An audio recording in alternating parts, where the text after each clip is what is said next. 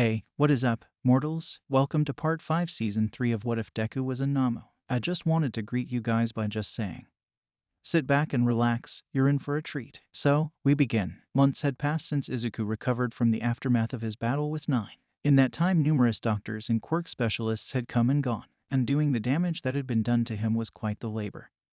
But one the numerous specialists were proud to take on. In the first month, they were able to undo the various commands placed into his subconscious.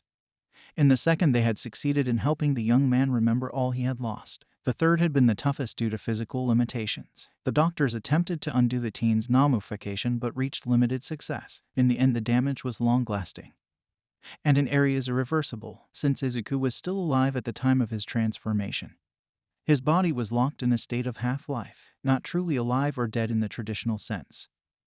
When it came to Namu, even with the best medical science had to offer, there was nothing his mother or All Might could do, tenors at best under the best of circumstances, starfish.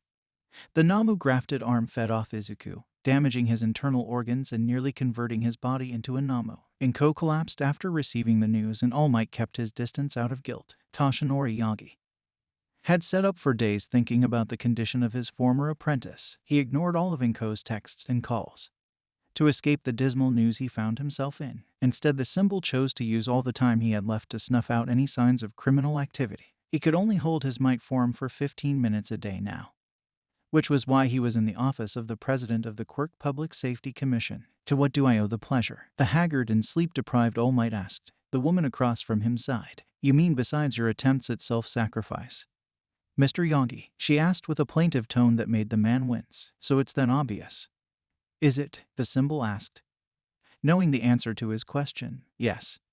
And the public has noticed. Public sympathy for you is at an all-time high. Even the most socially inept could read you like a book, which is far from the ideal. She took a breath. On behalf of the commission, we're sorry this is happening to those two. Your apprentice would have made an excellent hero.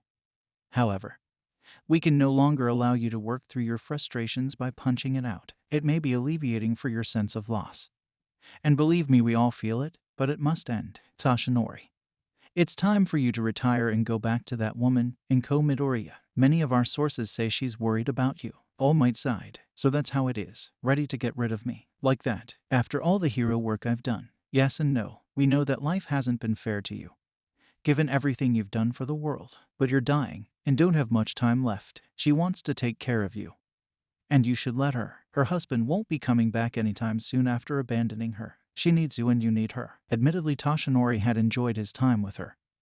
She had the ability to make things peaceful, as much as he'd want to deny it.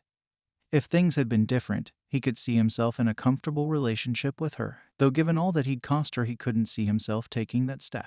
I have no place in her heart and you have none spying on her. As for retirement, I'll stop when I have to, no sooner. Do as you wish. But do keep in mind that your actions affect the world, she warned strongly. You think I don't know that? I've been the symbol of peace for decades.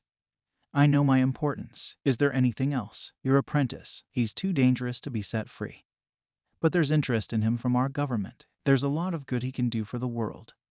And while I'm against it, it may be the only chance he'll have for a life outside of a cage. The symbol of peace slammed his fist against her desk. The woman didn't flinch. It may seem cruel to you, as if we only care for our best interest, but he's an asset. When I feel the rest of the government won't let go of. Just think about.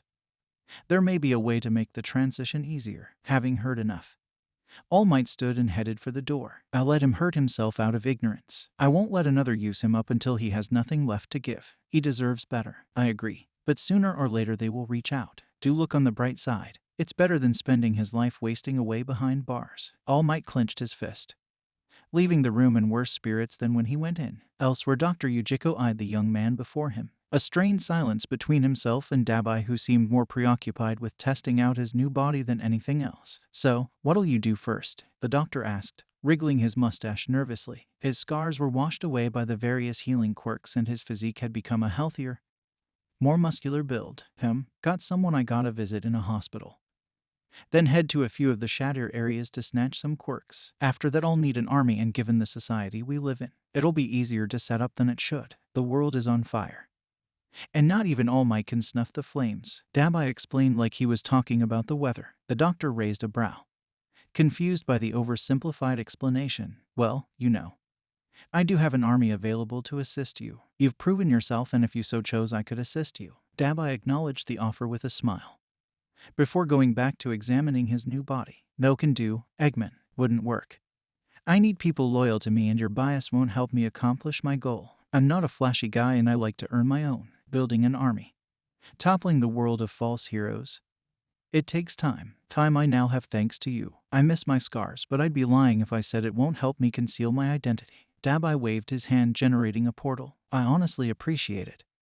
You've been great, but it's time for me to start anew. Take care and try not to get yourself killed. Dabai walked through the portal and took in a breath of fresh air. Taking in his surroundings and his new powers, he felt what must have been the freedom of a caged bird. Damn, this is what it's all about. Now, to get sentimental before it all burns down. Dabai blinked away an escaping tear. His heart palpitated as he struggled to work up the courage that firmly drove his resolve. I almost forgot what it feels like to cry, the villain uttered to himself as he trotted down the steps of the roof he appeared on. Days later, Uraraka and her friend-turned-boyfriend Izuku sat beside one another, enjoying the warm sun and pleasant breeze of the botanical garden. The two were allowed to come out of the compound where Izuku was being housed, albeit under heavy security and with a quirk restraining collar around his neck. She'd been there for Izuku for every step of his recovery and never once shuddered away. This was their first date together. And while it was uncomfortable with so many watching them in the shadows, being together was worth it. Uraraka opened their picnic basket and offered Izuku a sandwich. Thank you, Uraraka, he said, taking it with a nervous blush. You're welcome, she replied with a shy smile of her own as he took a bite of the sandwich. Is it good, Deku? The best thing I've eaten in a while. Uraraka. Izuku looked her in the eye, mustering his courage. Uraraka, been meaning to ask if this is what you really want. I'm not the same person you knew back then. I know it's because of what they did to me, but I still took lives and hurt people, even if they were villains. I love you, Ochako. I think I always have, but I'm afraid of dragging you down with me. Uraraka scooched closer to Izuku. Deku, you have to stop sacrificing your own happiness for others. You're not going to drag me down. People understand, and we're here for you. I'm here for you, Deku. Do you want me to leave? Izuku shook his head. No. Good, because I love too. Izuku Midoriya, and I want to stand by your side. So for once in life, let someone else be your hero. Uraraka wrapped him up in a loving embrace, which he surrendered to happily. Okay, Uraraka, he said, accepting her declaration. Just for a bit longer than they should have, they held each other, happy to have another. In the distance, in horrible disguises, Inko and Uraraka's mother sat watching and listening in with joy. Both women had met months ago, becoming fast friends in the time they'd known one another, and secretly hoped to call each other sister one day. Life had taken its pound of flesh from her son, so all Inko desired from it now was her baby's happiness. After so long, it seemed that things were going as she hoped, and he'd get to have the peace he deserved. Inko cried happily, unaware of the horrors happening miles away from her. Dabai walked at a calm pace with Compress twice and Mustard behind him. Their destination was the supermax security prison known as Tartarus. The guards who noticed them jumped into action, aiming high-yield explosives and machine guns at the trespassers. Dabai raised a hand which flickered to life with brighter-than-usual blue flame. Hellfire. Flames of Prometheus. A wave of living flames washed over the bridge that connected the prison to the mainland. Some of the guards let out an audible gasp, and others attempted to duck and cover, but no matter their actions, they were swept away by all-consuming light, resulting in the brave men and women being nothing more than piles of dust. By the time they made it to the prison entrance, dozens of heroes and hundreds of guards stood in their way. Dabai smirked. You all got the plan. I'll send you ahead, and don't worry, I'll catch up. Dabai snapped his fingers, generating a purple portal large enough for his followers to go through. Closing it behind them, Dabai stopped and studied his opponents. I'll give you all one chance to walk away from this, but if you insist on fighting me, you'll have no one to blame but yourselves when you aren't able to go home. Showing their worth as guards against what they saw as evil, none backed down. In response, Dabai raised his hand, extending his pinky finger, and created a clone of himself, then another and another, until there were 20 duplicates of himself. Time for practice. The battle was short-lived and resulted in Dabai gaining a few quirks he could play with later. Dabai created a portal for himself and walked through it. A moment later, Dabai found himself standing in the cell of All for One. Dabai's face held little emotion as the man sneered at him. So this is where legends come to die. I'd always wondered what the insides of these places looked like. Dabai, with mild respect for the locked up in front of him. You're the one Shigaraki recruited. Why are you here? All for One asked from behind gritted teeth. To kill you. Can't have you breaking free and foiling my plans for the world. Really? And what exactly are you hoping to accomplish? A reorganization of the world. Your reign in this world is over, old man.